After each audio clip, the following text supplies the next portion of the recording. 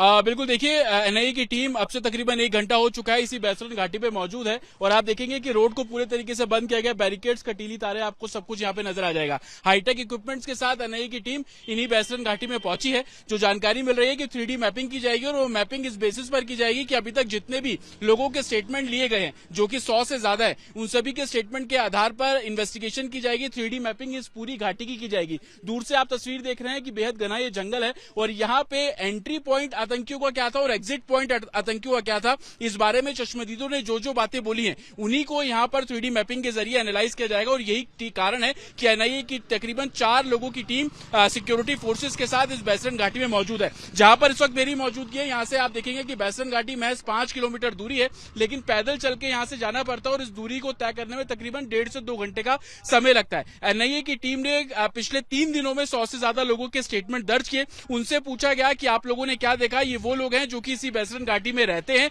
या उस top point पे जहां पर आतंकियों ने टेरर अटैक किया, 26 लोगों की जान ली, वहां पर ये शॉप चलाते हैं। उन सभी के स्टेटमेंट के बेसिस पर आज एनआईए की टीम 3D मैपिंग इस पूरे इलाके की करा रही है। इसके पीछे सबसे बड़ा मकसद ये है कि आतंकी किस एस्केप रूट से भागे। इन घने जंगलों में उस 3D मैपिंग के जरिए उन रास्तों की पहचान करने की कोशिश एनआईए की है और यही कारण है कि दिन के उजाले में एनआईए की टीम अब इस बैसरन घाटी पे पहुंची है और 3D मैपिंग के जरिए एंट्री पॉइंट, एग्जिट पॉइंट और कौन कौन से रास्ते हैं उनको खंगाला जाएगा। आप देखेंगे तकरीबन जिस ऊंचाई पर इस वक्त मेरी मौजूदगी है, यहां से 5 किलोमीटर दूर और नीचे जब आप मैदानी इलाके में आ जाते हैं तो वहां से 7 किलोमीटर दूर ये बैसरन घाटी है और संभवतः इन पूरे घने जंगलों को एनालाइज किया जा रहा है। 3D मैपिंग के जरिए एक क्लोन तैयार किया जाएगा। क्लोन तैयार करने के बाद उसको कन्फ्रंट कराया जाएगा जो आई विटनेस है उनसे, किन किन रास्तों से होकर, किन पथरीले रास्तों से होकर, क्योंकि अंदर काफी ऐसे पॉइंट्स भी है जहां पर पानी भी बह रहा है, तो उन रास्तों से होकर वो रास्ता किस तरफ निकलता है। क्योंकि साउथ कश्मीर में पिछले 2 दिनों में बड़े स्तर पर जो सर्च और रेस्क्यू ऑपरेशन है वो चल रहा है। सर्च ऑपरेशन आतंकियों के लिए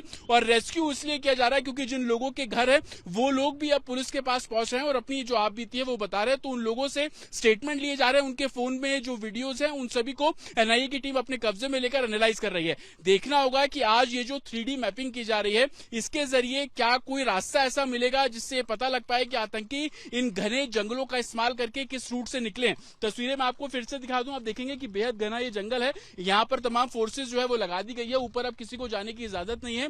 फोर्सेज का साफ तौर पर कहना है कि पूरा जो स्पॉट है उसको सिक्योर किया गया है। एनआईए की टीम बार बार वहां पर पहुंच रही है। जो भी लीड्स उन्हें मिल रही हैं, चाहे वो फॉरेंसिक एविडेंस के तौर पर हो, डिजिटल एविडेंस के तौर पर हो, उसको वहां पर जाकर ग्राउंड पर चेक किया जा रहा है और यही कारण है कि 100 से ज्यादा लोगों के स्टेटमेंट लेने के बाद एनआईए की टीम अब एक बार फिर से उसी बैसरन घाटी में पहुंची है और उस पूरे इलाके की 3D मैपिंग करके आतंकियों ने किस रूट से इस बैसरन घाटी में शामिल हुए और किस रूट से एस्केप किया उसके बारे में जानकारी जुटाई जा रही है। पिछले 5 दिनों में 1500 से भी ज्यादा वीडियो जो है वो एनआईए ने अपने कब्जे में लिए। ये वीडियो वो वीडियो है जो कि चश्मदीदों के लोकल्स के फोन में थी, कुछ लोगों ने खुद बनाई और कुछ व्हाट्सएप पे जो शेयर हुई वो वीडियोस भी हैं। उन वीडियो को एनालाइज किया गया है, उन वीडियो के सोर्स के बारे में एनआईए पूछताछ कर रही है और आप जिस तरीके से कह रहे हैं, क्योंकि तमाम ऐसे वीडियो है जिसमें कुछ सस्पिशियस लोग इसी बैसरन घाटी के आसपास रेकी करते हुए भी नजर आए। हालांकि इन्वेस्टिगेशन में यह बहुत क्लियर था कि 1 अप्रैल से लेकर 7 अप्रैल तक आतंकियों ने रेकी की थी,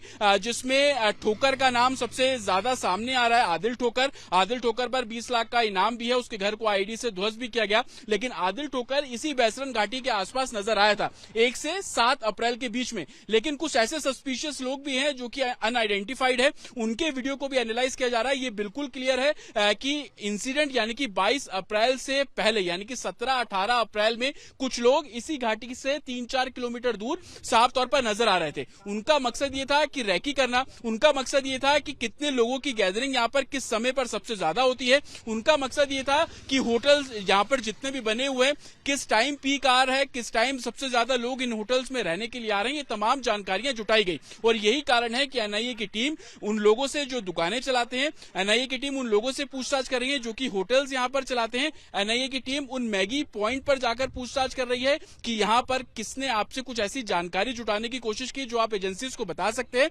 और इसी को कलेक्ट करते हुए तकरीबन 1500 वीडियो इस समय एनआईए एग्जामिन कर रही है। लेकिन 100 से ज्यादा लोगों से पूछताछ की गई है। उसी पूछताछ के आधार पर आज एनआईए की टीम इसी बैसरन घाटी में मौजूद है। 3D मैपिंग के जरिए ये पता करने की कोशिश है कि एंट्री पॉइंट क्या हो सकते हैं और एग्जिट पॉइंट क्या हो सकते हैं। अगर कोई इस रास्ते से उतरेगा तो किस जगह जाकर निकलेगा और सर्च ऑपरेशन चलाने में और भी ज्यादा जो तेजी है वो फोर्सेस करती हुई नजर आएंगी। कल वेल इसी बैसरन घाटी के आसपास हालांकि सिक्योरिटी बताना, लोकेशंस बताना काफी अच्छा नहीं होगा, लेकिन इतना बिल्कुल बता सकते हैं कि साउथ कश्मीर की हर उस जगह पर इस समय रेड्स की जा रही हैं। आतंकियों के जहां जहां फोर्सेस को लग रहा है कि हाइड आउट बने हो सकते हैं, वहां पर टीम्स पहुंच रही हैं। टीम्स भी सेटअप की गई हैं जिसमें सीआरपीएफ के जवान शामिल हैं, इंडियन आर्मी के जवान शामिल है, Jammu Kashmir police local support के तौर पर है और एसओजी की टीम अलग अलग लोकेशंस पर रेड करती नजर आ रही है।